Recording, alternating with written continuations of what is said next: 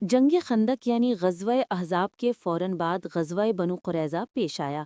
یہ غزوہ اس لیے ہوا کیونکہ یہودیوں کے قبیلے بنو قریظہ نے معاہدہ توڑ کر جنگ خندق کے دوران مسلمانوں کے خلاف مشرکین کا ساتھ دیا تھا۔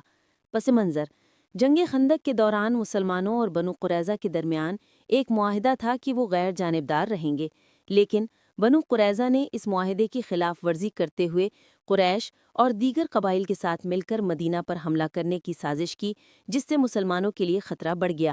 جنگ خندق کے خاتمے کے بعد جب قریش کی فوجیں ناکام ہو کر واپس لوٹ گئیں تو اللہ کے حکم سے رسول اللہ صلی اللہ علیہ وسلم نے بنو قریظہ کی طرف رخ کیا۔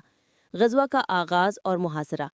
رسول اللہ صلی اللہ علیہ وسلم نے مسلمانوں کو حکم دیا کہ وہ عصر کی نماز بنو قریظہ کے قلعوں کے پاس جا کر پڑھیں۔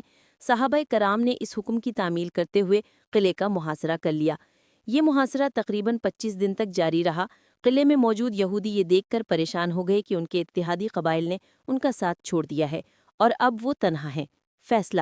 محاصرے کے بعد بنو قریظہ نے قلعہ چھوڑنے پر رضامندی ظاہر کی اور مطالبہ کیا کہ ان کے انجام کا فیصلہ ان کے پرانے دوست اور قبیلہ اوس کے سردار سعد بن معاذ کریں۔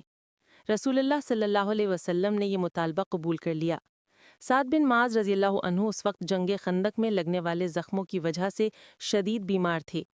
جب وہ فیصلہ سنانے کے لیے آئے تو انہوں نے بنو قریظہ کے ساتھ ان کے بدعہدی کی وجہ سے ایسا فیصلہ سنایا جو تورات کے قوانین کے عین مطابق تھا۔